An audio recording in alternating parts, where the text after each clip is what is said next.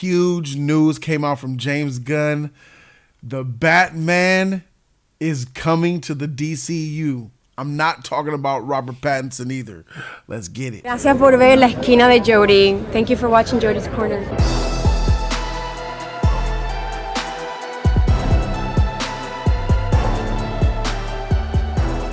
What's good? It's your boy Jody Joe. Take a listen to what James Gunn said. The introduction of the DCU's Batman is the brave and the bold. The Brave and the Bold is the story of Batman and his actual son, Damian Wayne. This is based on Grant Morrison's great comic book run. Damian Wayne is my favorite Robin. He's a little assassin who Batman tries to get in line, and so this is the story of the two of them and the beginning of sort of the Bat family in the DCU. Who's Batman? There he is. The Brave and the Bold. So, the Brave and the Bold. I'm not really familiar too much with this comic book. I know that Grant Morrison does amazing work. He's an amazing. See, the thing about the Batman is that the stories that they tell are like never ending. So many different writers put their hands on Batman and put different iterations on Batman as well, because there's so much story there to create amazing comic book runs.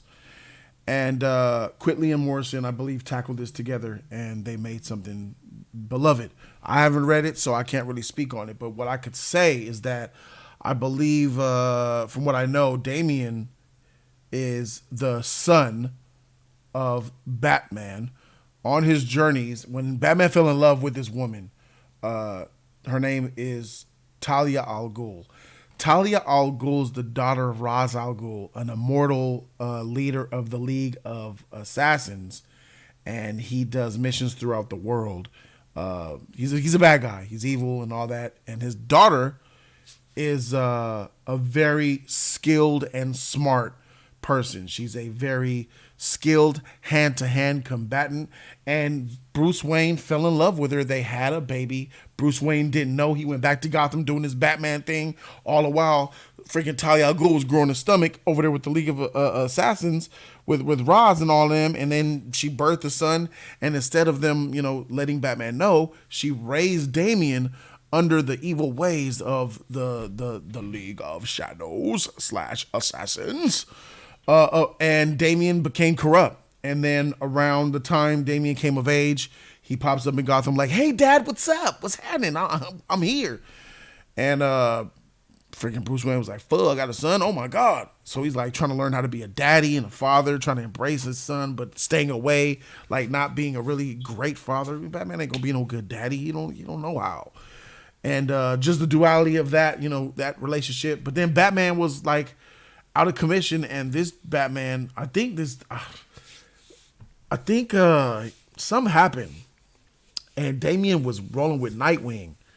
I think him and Nightwing was running together, and Nightwing was Batman.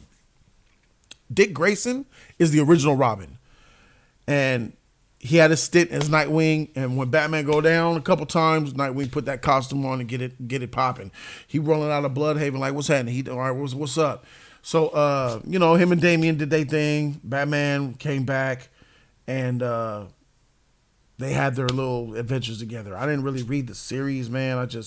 You just know from like reading up stories and just knowing through the grapevine. And there was a movie I saw. I don't know what it was called. Where had Damian in there, and Nightwing was in there. I think Batman was in there. Deathstroke was in there. Damian was tipping up Deathstroke in that movie. I don't know what it was. Son of Batman? I think it was called Son of Batman. Damian's an overachiever. Damian's got the gusto. Really think of Damian like a test tube experiment because he's OP, right? You're the son of Batman and Talia al Ghul. So Damian does things that rubs fans the wrong way. His attitude, he has a very stank attitude, rubs fans the wrong way. He's disrespectful. He's hot-headed. He's smart. He's courageous. He's a dope fighter. He's probably, if I'm keeping it a buck, bro, narratively, he's the best fighting Robin. He could serve up all of the other Robins who have ever been Robin at his age. Now, I seen in that movie, he kind of tipped up Nightwing a little bit, and I was a little bit hot. Because I think of a lot of people who read the Batman or know about Batman. Dick Grayson, one of the Flying Graysons who got adopted by Batman, became Robin. We got a soft spot in our heart for him. So to see him grow up, become this icon, and then Damian comes in and then just serves him up, that shit got to feel some type of way. But the big reason why I'm talking about this is because Damian Wayne is like the fourth or the fifth Batman, Robin. Dick, Jason, Tim. Dick, Jason, Tim. Yeah. He's the fourth then. They got a female. He had a female Robin. I think she might be the fifth one. He's the fourth or the fifth Robin. And how is it, people are questioning, how is it that the fourth or the fifth Robin is being, a movie's being made of him, yet James wants a young Superman and there's going to be an old Batman? Because they're automatically, people are in their head are like, yo, Dick Grayson's grown. This fool, Robin, this Damian, he's like 12 years old. How old is Batman? You guys got to really understand that with these comic books, they don't have an age really like that. They kind of could be whatever age they want in the story. Like even in this book right here, Batman's like 30, between 35 and 40. He's in his high 30s. I don't think on average, Batman's always consistently in his 30s. Like always, unless it's like a future story or a story about him being old or something like that. But from what I know of Batman, he's always consistently in his 30s, no matter what the story is about. So even though Damian is here, Batman is still in his 30s. Even though, yes, so how is Batman in his 30s? Damian's here, and then Dick Grayson's grown as Nightwing. You got to understand, it's the comic books, man. They make it happen to make it happen. If you try to make the years work, it'll probably drive your head crazy. Like Batman, he went away for some. He went away. He became Batman around 25, around something like that. Let's say the Flying Graysons came into his life around 27. He adopted a Dick. Let's say 4 years went by. Then he became Nightwing. He wasn't Robin for long. Maybe he was only Robin for a year or two. Maybe by the time Batman was 29, he was already Nightwing. Okay, so that means by 35, another 6 years goes by. Nightwing's out there doing his own thing. And from 25 to 36, that's 11 years. Maybe he met Talia around there sometime. Maybe he met Talia around 28, and they had a baby around, maybe they met around 27, had a baby at 28, which puts him at 40 right now. Maybe it just doesn't line up. We can't just like focus because they're never consistent with the years and the ages. It just bounces back and forth all over the place. You can't really make sense of it. Based off what I've known by reading the comic books when I was younger, I used to go to the comic book store every Wednesday and get my Superman. I would cop a Batman. I cop a X-Men comic. They're in their 30s. They're always like in their 30s, unless it's a story being told about a specific time in their life. Like, oh, let's tell you a story. Let's have a story about a young Batman. He's whatever age here, or an older Superman. But on average, for when they release a Detective Comics issue of the Batman or the Action Comics Superman, Superman doesn't have an age, right? But they have the 30s body, the likeness, the look, the ability. Batman is in his 30s. So can he have Damian? Absolutely. Do I want Damian to be that? No. I wish it was traditional, like I wish it was Dick Grayson, and I wish that Batman was an origin story. I wish of that. That's what I wish it was, but I don't think we're going to get that if we got Damian already, y'all. So don't trip. I don't think the Batman's going to be old. If you're worried about Batman being old, like Ben Affleck's Batman, see how narratively he's old. Like he was like 45, 50, and he was like a 50-year-old Batman in the movie. But I think Ben Affleck was 45 playing like a 50-year-old Batman. After his rogues gallery was defeated, they were killed, they were thrown in jail. He had no one left. He was Batman for like 20 years. So that's an old story. This, he's very much going to have his rogues gallery. There's going to be villains everywhere, y'all. And there's going to be a whole lot of stuff going on in this franchise. The Batman played by Robert Pattinson is Elseworld. It doesn't really matter.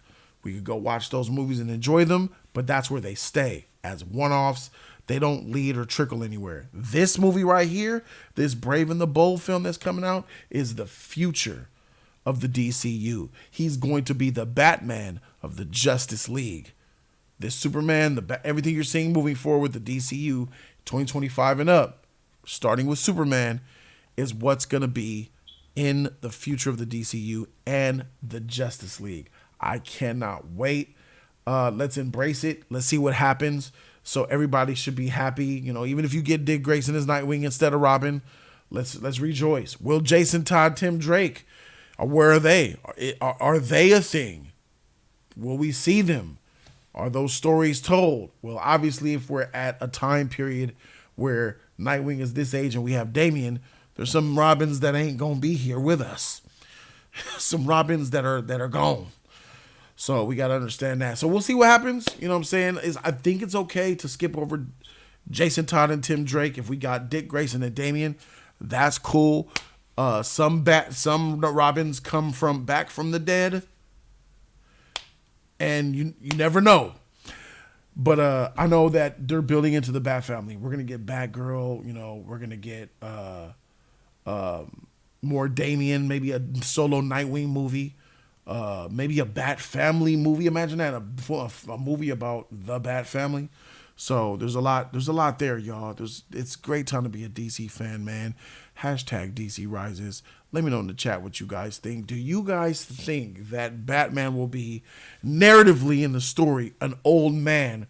Or do you think they're just going to cast? I think they're going to cast an actor that is capable of doing action scenes.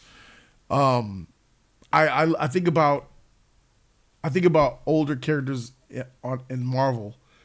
They've been able to do these roles, and they are in their 40s, and some of them are in their 50s. So, yeah, I think Batman could do it. If you cast an actor, even if the actor himself is 38, even if the actor himself is 40, if he's one of those like in shape type of actors where he could do all these amazing things, then yeah, I'm down for it. Cast him.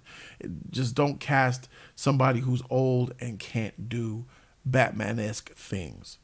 I think that, in my opinion, I think James is going to cast somebody between the age 30 and 37 to play Batman. That's who I think is going to be a Batman.